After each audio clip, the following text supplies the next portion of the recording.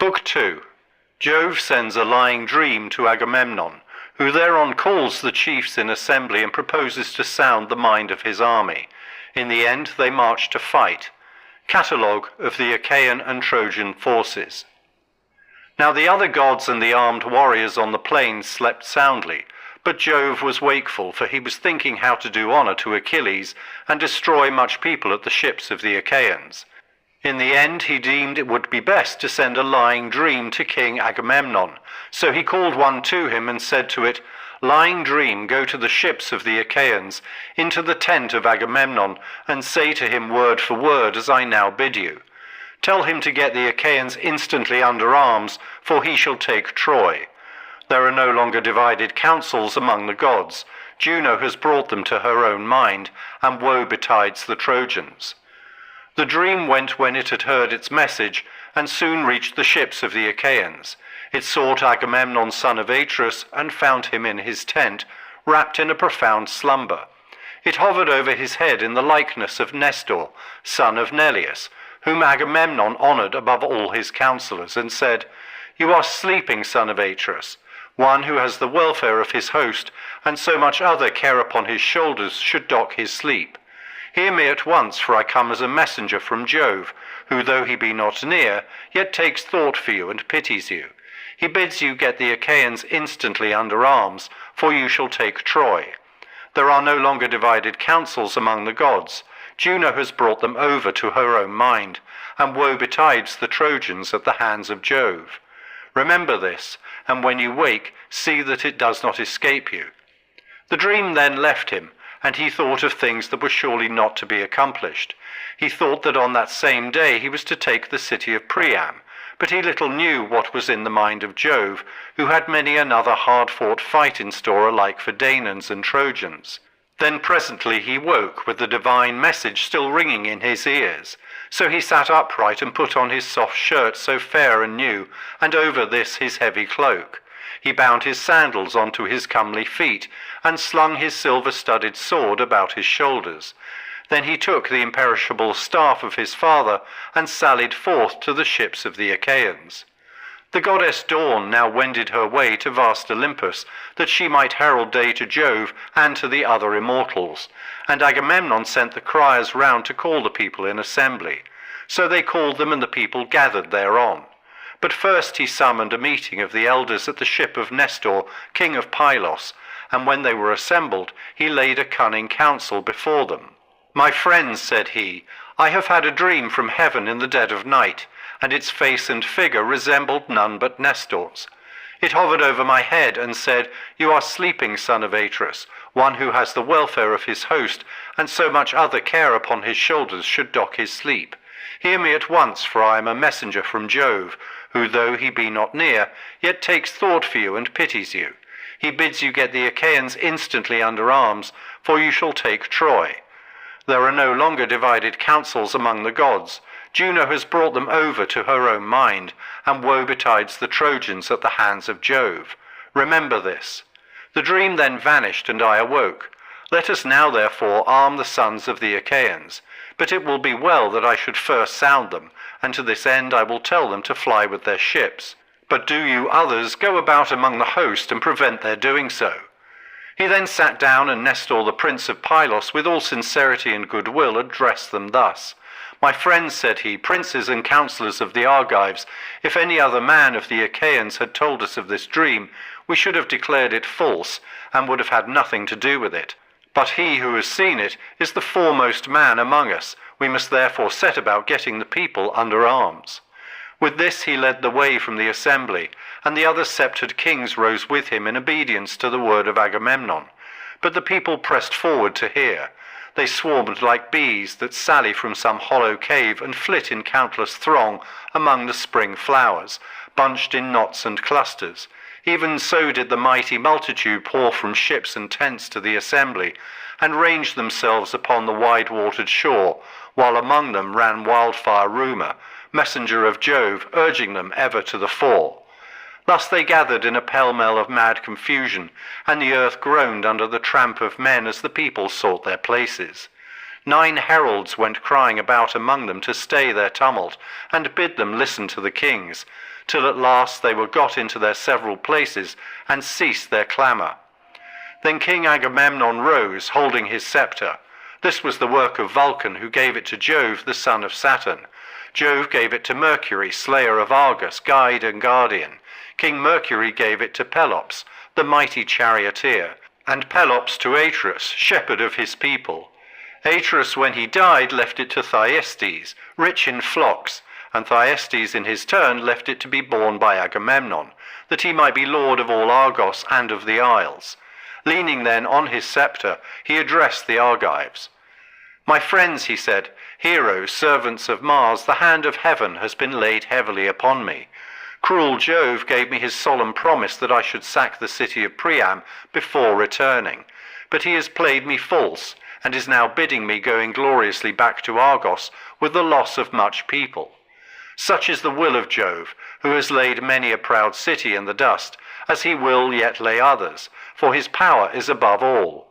It will be a sorry tale hereafter that an Achaean host, at once so great and valiant, battled in vain against men fewer in number than themselves, but as yet the end is not in sight.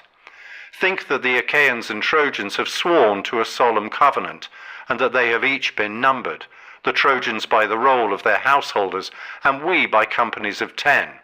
Think further that each of our companies desired to have a Trojan householder to pour out their wine. We are so greatly more in number that full many a company would have to go without its cupbearer. But they have in the town allies from other places, and it is these that hinder me from being able to sack the rich city of Ilias. 9 of Jove's years are gone. The timbers of our ships have rotted. Their tackling is sound no longer. Our wives and little ones at home look anxiously for our coming, but the work that we came hither to do has not been done. Now therefore let us all do as I say. Let us sail back to our own land, for we shall not take Troy." With these words he moved the hearts of the multitude, so many of them as knew not the cunning counsel of Agamemnon. They surged to and fro like the waves of the Icarian sea, when the east and south winds break from heaven's clouds to lash them, or as when the west wind sweeps over a field of corn, and the ears bow beneath the blast. Even so were they swayed as they flew with loud cries towards the ships, and the dust from under their feet rose heavenward. They cheered each other on to draw the ships into the sea. They cleared the channels in front of them. They began taking away the strays from underneath them, and the welkin rang with their glad cries, so eager were they to return. Then surely the Argives would have returned after a fashion that was not fated. But Juno said to Minerva, "Alas, daughter of aegis-bearing Jove, unweariable shall the Argives fly home to their own land over the broad sea, and leave Priam and the Trojans the glory of still keeping Helen, for whose sake so many of the Achaeans have died at Troy far from their homes. Go about at once among the host, and speak fairly to them man by man, that they draw not their ships into the sea." Minerva was not slack to do her bidding. Down she darted from the topmost summits of Olympus, and in a moment she was at the ships of the Achaeans. There she found Ulysses, peer of Jove in council, standing alone. He had not as yet laid a hand upon his ship, for he was grieved and sorry. So she went close up to him and said, "Ulysses, noble son of Laertes, are you going to fling yourselves into your ships and be off home to your own land in this way? Will you leave Priam and the Trojans the glory of still keeping Helen, for whose sake so many of the Achaeans have died at Troy far from their homes? Go about at once among the host, and speak fairly to them, man by man, that they draw not their ships into the sea." Ulysses knew the voice as that of the goddess. He flung his cloak from him and set off to run. His servant Eurybates, a man of Ithaca, who waited on him, took charge of the cloak, whereon Ulysses went straight up to Agamemnon and received from him his ancestral imperishable staff. With this he went about among the ships of the Achaeans. Whenever he met a king or chieftain, he stood by him and spoke him fairly. "Sir," said he, "this flight is cowardly and unworthy. Stand to your post and bid your people also keep their places. You do not yet know the full mind of Agamemnon. He was sounding us, and ere long will visit the Achaeans with his displeasure. We were not all of us at the council to hear what he then said. See to it lest he be angry and do us a mischief, for the pride of kings is great, and the hand of Jove is with them. But when he came across any common man who was making a noise, he struck him with his staff and rebuked him, saying, Sirrah, hold your peace, and listen to better men than yourself. You are a coward and no soldier. You are nobody either in fight or council. We cannot all be kings. It is not well that there should be many masters. One man must be supreme, one king to whom the son of scheming Saturn has given the sceptre of sovereignty over you all. Thus masterfully did he go about among the host, and the people hurried back to the council from their tents and ships with a sound as the thunder of surf when it comes crashing down upon the shore, and all the sea is in an uproar. The rest now took their seats and kept to their own several places, but Thersites still went on wagging his unbridled tongue, a man of many words, and those unseemly, a monger of sedition, a railer against all who were in authority, who cared not what he said, so that he might set the Achaeans in a laugh. He was the ugliest man of all those that came before Troy, bandy-legged, lame of one foot, with his two shoulders rounded and hunched over his chest. His head ran up to a point, but there was little hair on the top of it. Achilles and Ulysses hated him worst of all, for it was with them that he was most wont to wrangle. Now, however, with a shrill, squeaky voice he began heaping his abuse on Agamemnon. The Achaeans were angry and disgusted, yet none the less he kept on brawling and bawling at the son of Atreus. Agamemnon, he cried, what ails you now, and what more do you want? Your tents are filled with bronze and with fair women, for whenever we take a town we give you the pick of them. Would you have yet more gold, which some Trojan is to give you as a ransom for his son, when I or another Achaean has taken him prisoner? Or is it some young girl to hide and lie with? It is not well that you, the ruler of the Achaeans, should bring them into such misery. Weakling cowards, women rather than men, let us sail home and leave this fellow here at Troy to stew in his own meeds of honour, and discover whether we were of any service to him or no. Achilles is a much better man than he is, and see how he has treated him, robbing him of his prize and keeping it himself. Achilles takes it meekly and shows no fight. If he did, son of Atreus, you would never again insult him. Thus railed Thersites, but Ulysses at once went up to him and rebuked him sternly. Check your glib tongue, Thersites, said he, and babble not a word further. Chide not with princes when you have none to back you. There is no viler creature come before Troy with the sons of Atreus. Drop this chatter about kings, and neither revile them nor keep harping about going home. We do not yet know how things are going to be, nor whether the Achaeans are to return with good success or evil.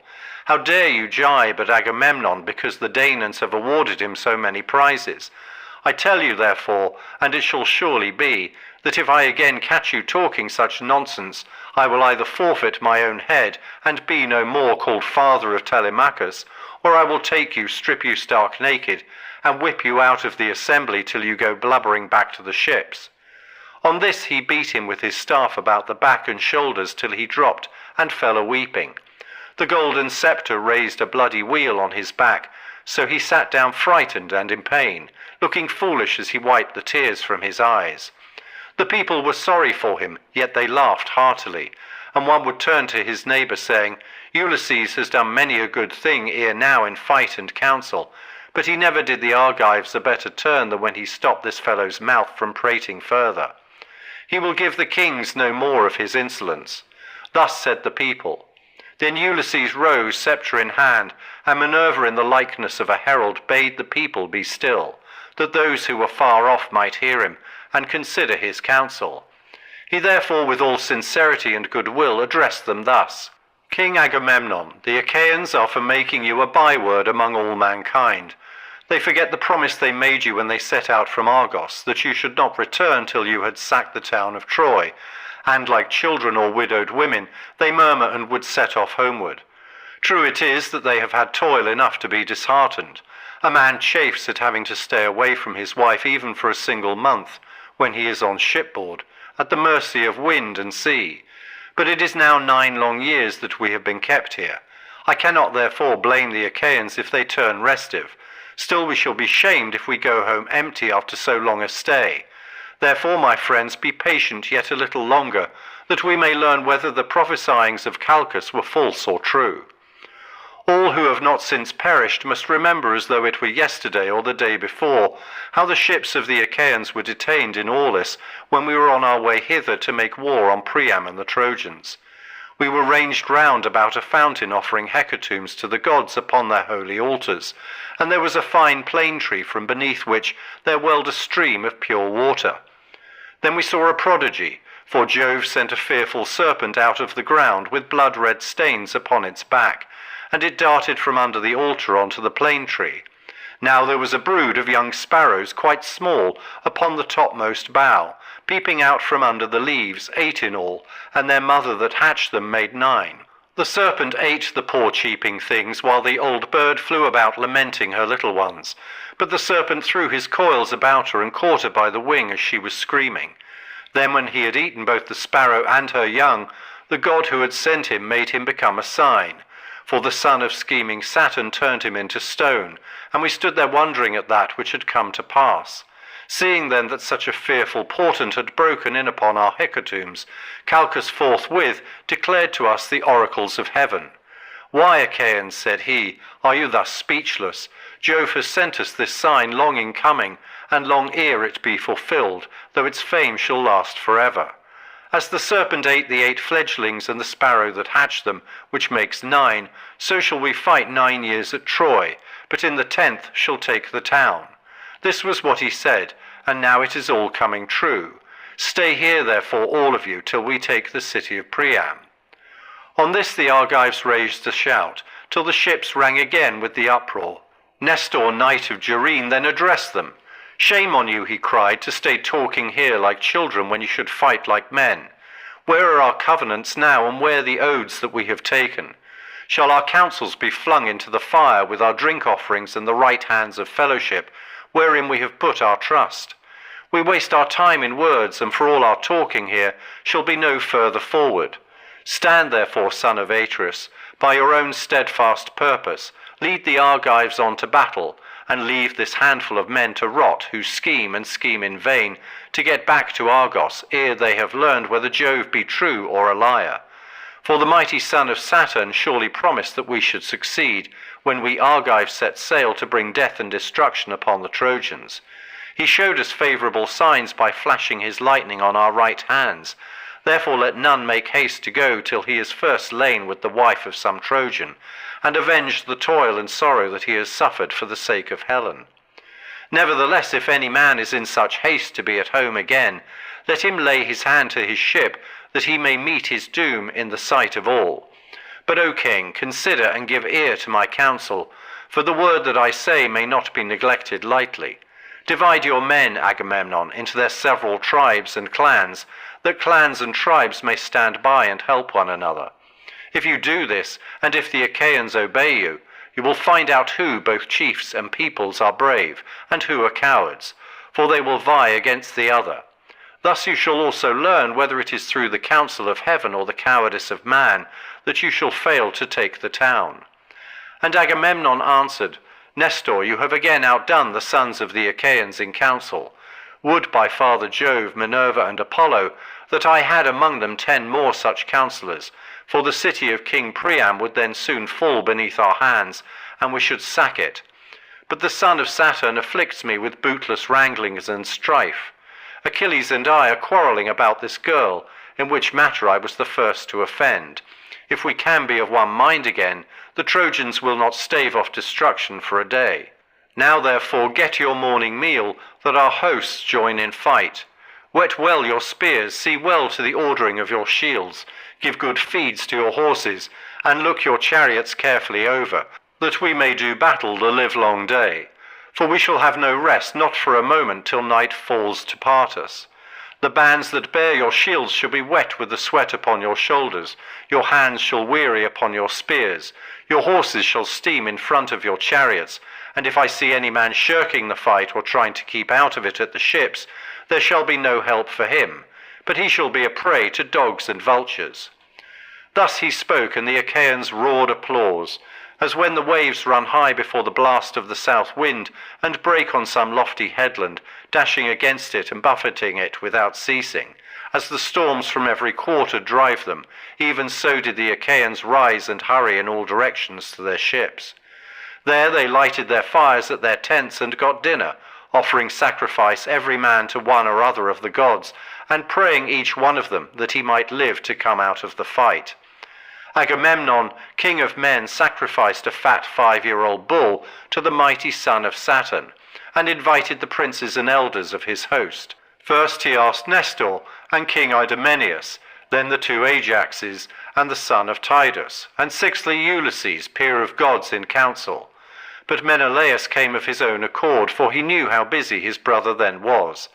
They stood round the bull with the barley meal in their hands, and Agamemnon prayed, saying, Jove, most glorious supreme, that dwellest in heaven, and ridest upon the storm cloud, grant that the sun may not go down, nor the night fall, till the palace of Priam is laid low, and its gates are consumed with fire.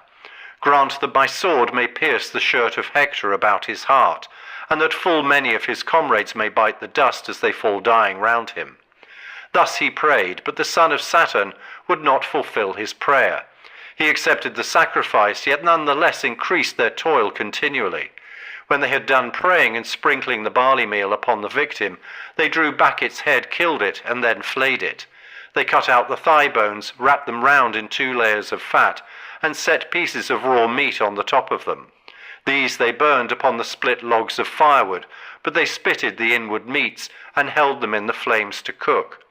When the thigh bones were burned, and they had tasted the inward meats, they cut the rest up small, put the pieces upon spits, roasted them till they were done, and drew them off.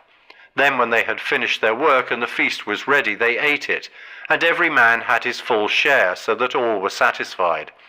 As soon as they had had enough to eat and drink, Nestor, knight of Gerene, began to speak. King Agamemnon, said he, let us not stay talking here, nor be slack in the work that heaven has put into our hands. Let the heralds summon the people to gather at their several ships. We will then go about among the host, that we may begin fighting at once. Thus did he speak, and Agamemnon heeded his words. He had once sent the criers round to call the people in assembly. So they called them, and the people gathered thereon. The chiefs about the son of Atreus chose their men and marshalled them, while Minerva went among them holding her priceless aegis that knows neither age nor death. From it there waved 100 tassels of pure gold, all deftly woven, and each one of them worth 100 oxen. With this she darted furiously everywhere among the hosts of the Achaeans, urging them forward and putting courage into the heart of each, so that he might fight and do battle without ceasing. Thus war became sweeter in their eyes, even them returning home in their ships, as when some great forest fire is raging upon a mountain top, and its light is seen afar. Even so as they marched, the gleam of their armour flashed up into the firmament of heaven. They were like great flocks of geese, or cranes, or swans on the plain about the waters of Cayster, that wing their way hither and thither, glorying in the pride of flight, and crying as they settle till the fen is alive with their screaming. Even thus did their tribes pour from ships and tents onto the plain of the Scamander, and the ground rang as brass under the feet of men and horses. They stood as thick upon the flower-bespangled field as leaves that bloom in summer.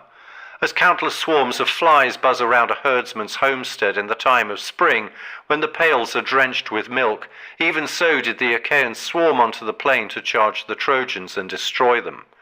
The chiefs disposed their men this way and that before the flight began, drafting them out as easily as goatherds draft their flocks when they have got mixed while feeding. And among them went King Agamemnon with a head and face like Jove the Lord of Thunder, a waist like Mars, and a chest like that of Neptune. As some great bull that lords it over the herds upon the plain, even so did Jove make the son of Atreus stand peerless among the multitude of heroes. And now, O Muses, dwellers in the mansions of Olympus, tell me, for you are goddesses, and are in all places, so that you see all things, while we know nothing but by report, who are the chiefs and princes of the Danaans. As for the common soldiers, they were so that I could not name every single one of them, though I had 10 tongues, and though my voice failed not and my heart were of bronze within me, unless you, O Olympian Muses, daughters of aegis-bearing Jove, were to recount them to me. Nevertheless, I will tell the captains of the ships and all the fleet together. Peneleus, Laetus, Arcesilaus, Prothoenor, and Clonius were captains of the Boeotians. These were they that dwelt in Hieria and rocky Aulis, and who held Schinus, Scolus, and the highlands of Eteonus, with Thespeia, Graia, and the fair city of Mycalisos. They also held Hama, Aelesium, and Erythrae, and they had Eleon, Hyle, and Peteon, Ocalea, and the strong fortress of Medeon, Coppe, Eutrasis, and Thisbe, the haunt of doves, Coronea, and the pastures of Haliartus, Platea and Glissas, the fortress of Thebes the less, holy Onchestus with its famous grove of Neptune, Arne rich in vineyards, Medea, sacred Nisa, and Anthedon upon the sea. From these there came 50 ships, and in each there were 120 young men of the Boeotians.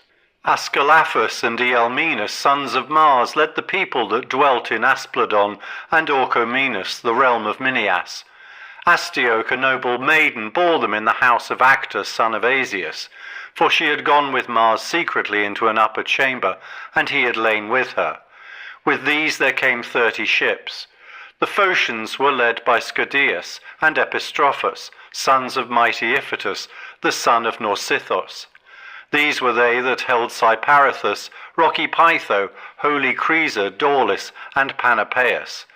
They also that dwelt in Anna Maria and Hyampolis, and about the waters of the river Cephissus, and Lilaea by the springs of the Cephissus. With their chieftains came 40 ships, and they marshalled the forces of the Phocians, which were stationed next to the Boeotians on their left. Ajax, the fleet son of Oileus, commanded the Locrians.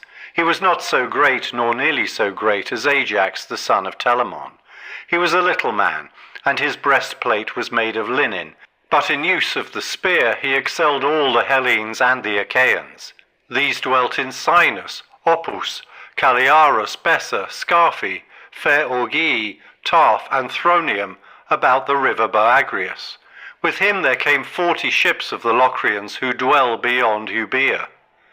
The fierce Abantes held Euboea with its cities, Chalcis, Eretria, Histiaea, rich in vines, Cerinthus upon the sea, and the rock-perched town of Dion.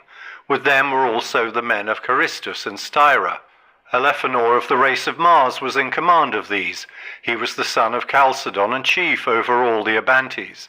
With him they came, fleet of foot and wearing their hair long behind, brave warriors who would ever strive to tear open the corselets of their foes with their long ashen spears. Of these there came 50 ships. And they that held the strong city of Athens, the people of great Erechtheus, who was born of the soil itself, but Jove's daughter Minerva fostered him and established him at Athens in her own rich sanctuary. There, year by year, the Athenian youths worship him with sacrifices of bulls and rams. These were commanded by Menestheus, son of Peteos. No man living could equal him in the marshalling of chariots and foot soldiers. Nestor could alone rival him, for he was older. With him there came 50 ships. Ajax brought 12 ships from Salamis, and stationed them alongside those of the Athenians. The men of Argos again are those who held the walls of Tiryns, with Hermione and Asine upon the gulf, Trezern, Aenohe, and the vineyard lands of Epidaurus. The Achaean youths, moreover, who came from Aegina and Masses, these were led by Diomed of the loud battle cry, and Sthenelus, son of famed Capaneus. With them in command was Euryalus, son of King Mecisteus, son of Talius, but Diomed was chief over them all. With these there came 80 ships. Those who held the strong city of Mycenae, rich Corinth, and Cleone, Orne, Arathyrea, and Lycion, where Adrastus reigned of old, Hyperesia, high Gonoessa, and Pellene, Aegeum, and all the coastland round about Helice. These sent 100 ships under the command of King Agamemnon, son of Atreus. His force was far both finest and most numerous, and in their midst was the king himself, all glorious in his armour of gleaming bronze, foremost among the heroes, for he was the greatest king, and had most men under him. And those that dwelt in Lacedaemon, lying low among the hills, Pharis, Sparta, with Messe, the haunt of doves, Brysae, Augia, Amyclae, and Helos upon the sea, Las, moreover, and Oitelus, These were led by Menelaus of the loud battle cry, brother to Agamemnon, and of them there were 60 ships, drawn up apart from the others. Among them went Menelaus himself, strong in zeal, urging his men to fight, for he longed to avenge the toil and sorrow that he had suffered for the sake of Helen. The men of Pylos and Arene and Thyrum, where is the ford of the river Alpheus, strong Ippi, Cyparissaeus, and Amphigenea, Teleum, Helos, and Dorium, where the Muses met Thamaris, and stilled his minstrelsy forever. He was returning from Oechalia, where Eurytus lived and reigned, and boasted that he would surpass even the Muses, daughters of Aegis-bearing Jove, if they should sing against him, whereon they were angry and maimed him. They robbed him of his divine power of song, and thenceforth he could strike the lyre no more. These were commanded by Nestor, knight of Gerene, and with him there came 90 ships. And those that held Arcadia under the high mountain of Cyllene, near the tomb of Aeptus, where the people fight hand to hand, the men of Phoenix also, and Orchomenus rich in flocks, of Riphae, Stratiae, and bleak Enispe, of Tegea and fair Mantinea, of Stymphalus and Pharasia. Of these King Agapenor, son of Ancaeus, was commander, and they had 60 ships. Many Arcadians, good soldiers, came in each one of them, but Agamemnon found them the ships in which to cross the sea, for they were not a people that occupied their business upon the waters. The men, moreover, of Buprasium and of Elis, so much of it as is enclosed between Hermene, Mercinus upon the sea shore, the rock Olene, and Elysium. These had 4 leaders, and each of them had 10 ships, with many Epeans on board. Their captains were Amphimachus and Thalpius, the one son of Tatus, and the other of Eurytus, both of the race of Actor. The 2 others were Diores, son of Amyrinceus, and Polyxenus, son of King Agasthenes, son of Augeas. And those of Dulichium with the sacred Echinaean islands, who dwelt beyond the sea off Elis. These were led by Meges, peer of Mars, and the son of valiant Phyleus, dear to Jove, who quarrelled with his father, and went to settle in Dulichium. With him there came 40 ships. Ulysses led the brave Cephallenians, who held Ithaca, Neritum with its forests, Crocilia, rugged Aegialips, Samos, and Zacynthus, with the mainland also that was over against the islands. These were led by Ulysses, peer of Jove, in council, and with him there came 12 ships. Thoas, son of Andreimon, commanded the Aetolians, who dwelt in Pleuron, Olenus, Pylene, Chalcis by the sea, and rocky Calydon, for the great king Oenus had now no sons living, and was himself dead, as was also golden-haired Meleager, who had been set over the Aetolians to be their king. And with Thoas there came 40 ships. The famous spearsman Idomeneus led the Cretans, who held Knossos and the well-walled city of Gortys, Lyctus also, Miletus, and Lycastus that lies upon the chalk, the populous towns of Phaestus and Ritium, with the other peoples that dwelt in the 100 cities of Crete. All these were led by Idomeneus, and by Meriones, peer of murderous Mars, and with these there came 80 ships. Tlepolemus, son of Hercules, a man both brave and large of stature, brought 9 ships of lordly warriors from Rhodes. These dwelt in Rhodes, which is divided among the 3 cities of Lindus, Ielissus, and Camerus, that lies upon the chalk. These were commanded by Tlepolemus, son of Hercules, by Astichea, whom he had carried off from Ephyra on the river Salius, after sacking many cities of valiant warriors. When Tlepolemus grew up, he killed his father's uncle, Lysimnius, who had been a famous warrior in his time, but was then grown old. On this he built himself a fleet, gathered a great following, and fled beyond the sea, for he was menaced by the other sons and grandsons of Hercules. After a voyage, during which he suffered great hardship, he came to Rhodes, where the people divided into 3 communities, according to their tribes, and were dearly loved by Jove, the lord of gods and men. Wherefore the son of Saturn showered down great riches upon them. And Nereus brought 3 ships from Syme, Nereus, who was the handsomest man that came up under Ilias of all the Danaans after the son of Peleus, but he was a man of no substance, and had but a small following.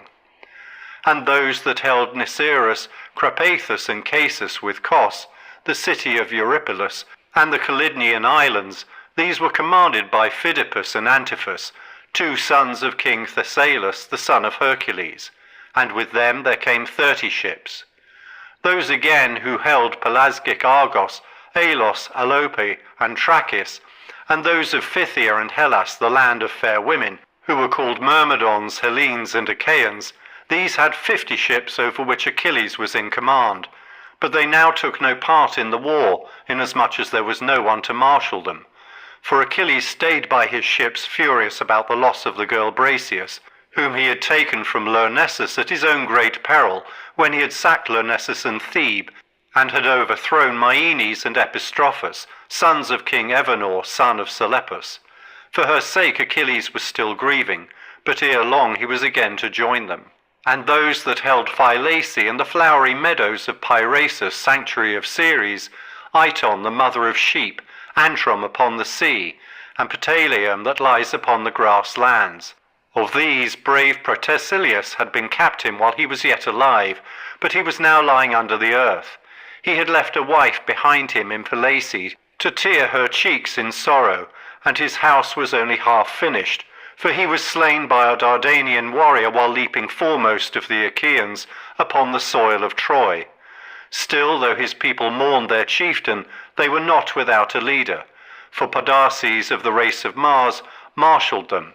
He was son of Iphiclus, rich in sheep, who was the son of Phylacus, and he was own brother to Protesilaus, only younger, Protesilaus being at once the elder and the more valiant. So the people were not without a leader, though they mourned him whom they had lost. With him there came 40 ships. And those that held Pherai by the Boeobean lake, with Boebe Gyaphrei and the populous city of Iolcus, these with their 11 ships were led by Emilus, son of Admetus, whom Alcestis bore to him, loveliest of the daughters of Peleus. And those that held Methone and Thaumacia, with Melibea and rugged Aldizon, these were led by the skilful archer Philoctetes, and they had 7 ships, each with 50 oarsmen, all of them good archers. But Philoctetes was lying in great pain in the island of Lemnos, where the sons of the Achaeans left him, for he had been bitten by a poisonous water snake. There he lay sick and sorry, and full soon did the Argives come to miss him. But his people, though they felt his loss, were not leaderless, for Medon, the bastard son of Oileus by Rene, set them in array. Those again of Tricca and the stony region of Ithome, and they that held Ocalia, the city of Ocalian Eurytus, these were commanded by the 2 sons of Aesculapius, skilled in the art of healing, Podalarius and Machaon. And with them there came 30 ships. The men moreover of Ormenius, and by the fountain of Hyperia, with those that held Asterius and the white crests of Titanus, these were led by Eurypylus, the son of Euaemon, and with them there came 40 ships.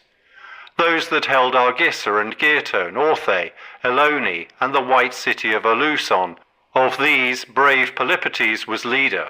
He was son of Pirithous, who was son of Jove himself, for Hippodamia bore him to Pirithous on the day when he took his revenge on the shaggy mountain savages and drove them from Mount Pelion to the Iaetheses.